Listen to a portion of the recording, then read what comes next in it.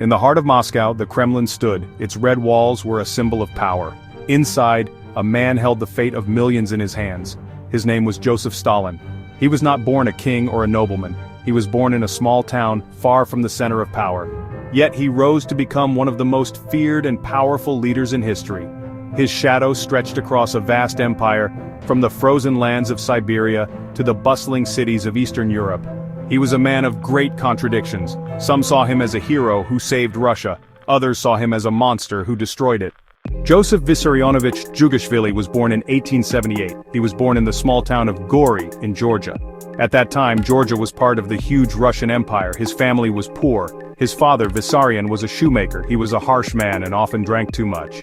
His mother, Kiki, was a religious woman who worked as a laundress. She wanted a better life for her son. In 1894, he entered the Tiflis Theological Seminary. This was a very important school in the capital of Georgia. Inside the seminary, Soso discovered new and dangerous ideas. He read the writings of Karl Marx. In 1899, he was expelled from the seminary. The official reason was that he missed his exams. But the real reason was his revolutionary politics. He was no longer Soso, the boy from Gori. He was becoming someone else, a man who would one day be known as Stalin. After leaving the seminary, the young revolutionary needed a new identity. He organized strikes, wrote illegal pamphlets, and spread revolutionary ideas among workers. He was arrested and exiled to Siberia many times, but he always managed to escape. The Bolsheviks, led by Vladimir Lenin, wanted a small, disciplined party of professional revolutionaries. Koba chose to follow Lenin. It was around this time that he started using the name Stalin, which means man of steel. The name reflected his hard and unbending nature.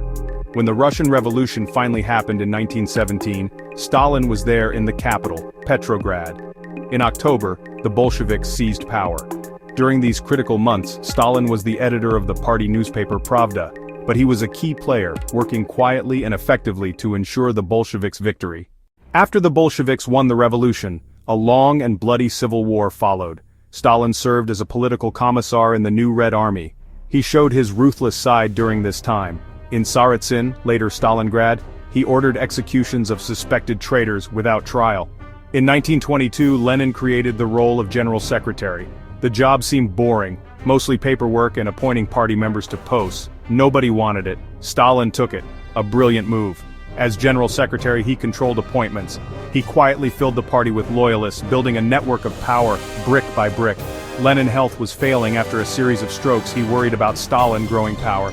Before he died, Lenin wrote a document known as his testament. He said Stalin was too rude and had too much power.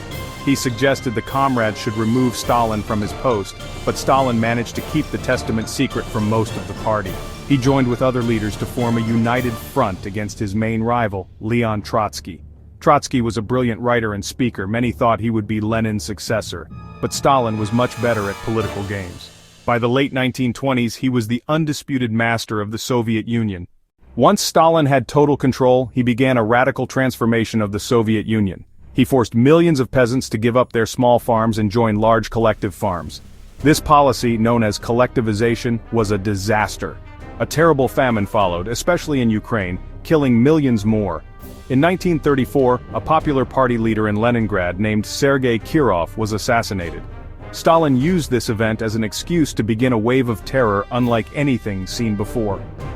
This period from 1936 to 1938 is known as the Great Terror. They arrested people in the middle of the night.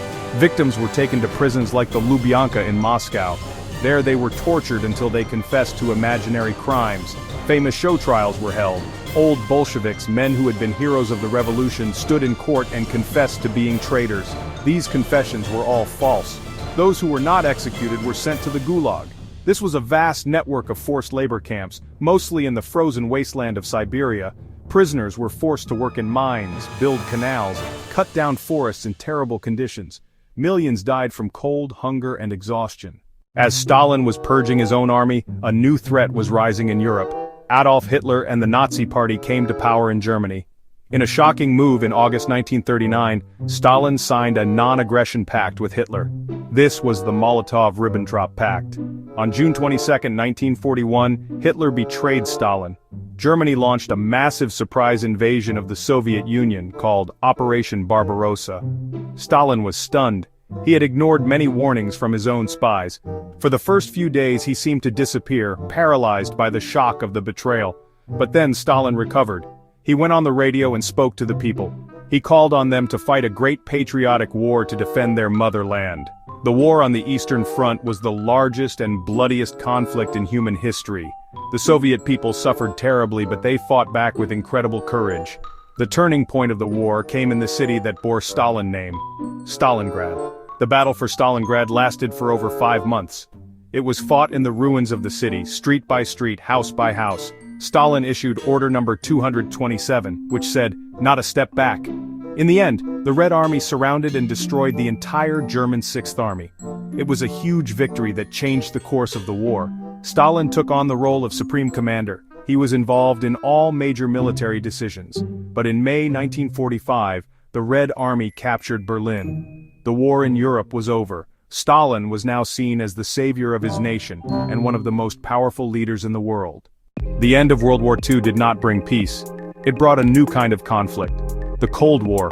The world was now divided into 2 camps. Stalin used the powerful Red Army to create a buffer zone of friendly communist countries. Winston Churchill famously said that an iron curtain had descended across Europe. In 1949, the Soviet Union successfully tested its own atomic bomb. This shocked the West and started a dangerous nuclear arms race. Both sides built thousands of nuclear weapons, enough to destroy the world many times over. The fear of a nuclear war would hang over the world for decades. Stalin ruled his new empire with an iron grip. He crushed any opposition in the Eastern Bloc countries and launched new purges inside the Soviet Union. Inside the Soviet Union, the cult of personality around Stalin reached its peak. He was presented as a godlike figure, the greatest genius in human history. In his final years, Stalin's suspicion and paranoia grew worse. He started a new campaign against rootless cosmopolitans, which was a code word for Jewish people. In early 1953, he announced the discovery of a doctor's plot. It seemed like the country was on the verge of another great terror. On the night of February 28, 1953, Stalin was at his country house, or dacha, near Moscow. He had dinner with his closest followers, Lavrenti Beria, Nikita Khrushchev. They watched a movie and drank together, a common ritual. The next day, March 1st, the guards became worried. Stalin had not come out of his room or called for his tea. They were too scared to disturb him. Finally, late in the evening, a guard bravely entered the room. He found Stalin lying on the floor. He was unconscious but still breathing. He had suffered a massive stroke. Joseph Stalin died on March 5, 1953. The news was announced to a shocked nation. Huge crowds of people tried to see him one last time. In the chaos, hundreds of people were crushed to death.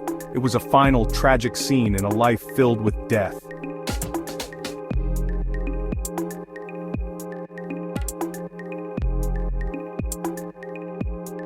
The process of de-Stalinization had begun. Stalin's body was removed from the mausoleum and buried in a simple grave by the Kremlin wall. Stalin's legacy is one of the most complex and debated in all of history.